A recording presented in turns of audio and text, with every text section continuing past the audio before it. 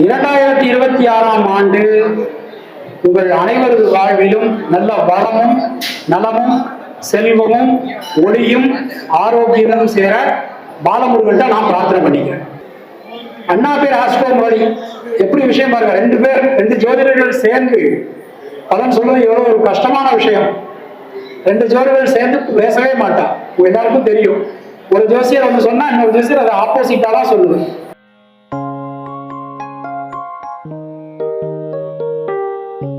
சிம்மராசி சிம்மராசி சிம்மராசி சிம்மராசி ரேடியோவை போட்டா சிம்மராசி, டிவியை திறந்தா சிம்மராசி, யூடியூபை திறந்தா சிம்மராசி, பேப்பரை திறந்தா சிம்மராசி.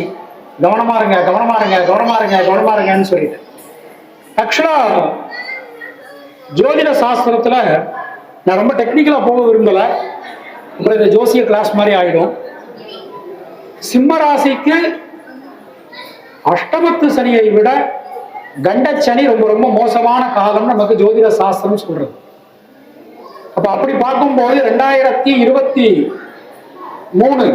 அதுல இருந்து 2026 மார்ச் வரைக்கும் மோசமான காலகட்டம் சிம்மராசிக்கு. இந்த வருஷம் மார்ச் மாசத்துக்கு பிறகு அஷ்டமத்து சனி தொடங்கினாலும் மிகப்பெரிய ஹிட் சிம்மராசிக்காரங்க அடிப்பாங்க. சிம்மராசிக்காரங்க எதை நினைச்சு பயப்பட மாட்டாங்க. யாரெல்லாம் சிம்மராசி இருக்கீங்க? ஜென்ஸ், லேடிஸ் விட்டுருங்க. சிம்மராசிக்காரங்க செய்ய வேண்டிய பரிகாரம் ஒன்று இருக்கு. ரொம்ப எளிமையான பரிகாரம், ஆனால் நம்ம செய்ய மாட்டோம். ஏன்னா கஷ்டமான பரிகாரம். எளிமையான பரிகாரம், ஆனால் அதை விட கஷ்டமான பரிகாரம். பொண்டாட்டி காலில் விழுந்துட வேண்டியதான். ஏன்னா சிம்மராசிக்கு இப்போ எப்படி நிலைமை போயிட்டு இருக்குன்னா, கேதுவினுடைய சஞ்சாரம் இருக்கு, விஷ காலம் போயிட்டு இருக்கு. அதனால முடிஞ்ச வரைக்கும் அவங்க நண்பர்கள், உறவினர்கள், வாழ்க்கை துணை மற்றவங்க பேச்ச கேட்டாங்கன்னா ரொம்ப ரொம்ப நல்லா இருக்கும். அவங்களாம் வந்து பில்லா அஜித் மாதிரி. ஆமா, நான் செய்யறது தப்பாவே இருந்தாலும் அதைத்தான் நான் செய்வேன், அந்த மாதிரி. ஸோ இந்த வருஷம் பயப்பட வேண்டிய அவசியம் இல்லை. மார்ச் மாசத்துக்கு மேல ரொம்ப ரொம்ப நல்லா இருக்கும். எல்லாமே நல்லா இருக்கும். ஒன்னே ஒண்ணுன்னா ஹெல்த்ல மட்டும் கொஞ்சம் கவனமா இருங்க. முடிவெடுக்கும் போது சில நேரங்கள்ல குழப்பங்கள் வரலாம். இதை செய்யலாமா வேண்டாமா, அப்படி ஆயிடுமோ இப்படி ஆயிடுமோ, அந்த மாதிரி முடிவெடுக்கும் போது சில குழப்பங்கள் வரலாம். அந்த நேரத்துல மட்டும் நீங்க மற்றவங்கள்ட்ட ஆலோசனை பண்ணி முடிவெடுக்கிறது உங்களுக்கு ரொம்ப ரொம்ப நன்மையா இருக்கும். கடுமையான பணிச்சுமை இருக்கும். ஒரே நேரத்துல நிறைய வேலைகள் செய்ய வேண்டிய சூழல்கள் சிம்மராசிக்காரருக்கு வரலாம். பொதுவா சிம்மராசிக்காரங்க வந்து லைஃப்ல ஜெயிக்க பிறந்தவர்கள். என்னைய பொறுத்த வரைக்கும் அவங்க என்னன்னா, அவங்க ஏன் ஜெயிக்கல அப்படின்னா, அவங்களுக்குன்னு சில பிரின்சிபல் பாலிசி வச்சிருப்பாங்க. கொஞ்சம் அனுசரிச்சு போனாதான் ஜெயிக்க முடியும்.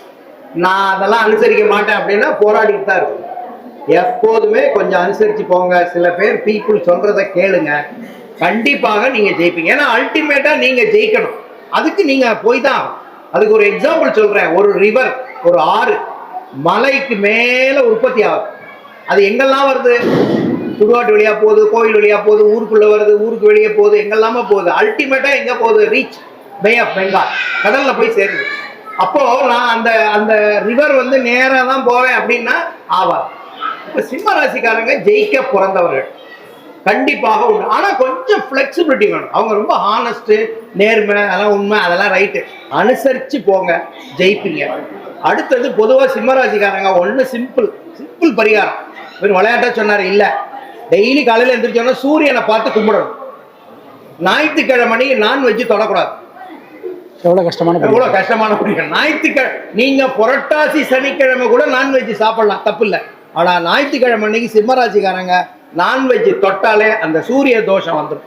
வந்ததுன்னா என்னன்னா எல்லாத்துலேயும் ஒரு தாமதம், தடங்கள் எல்லாம் வந்துடும்.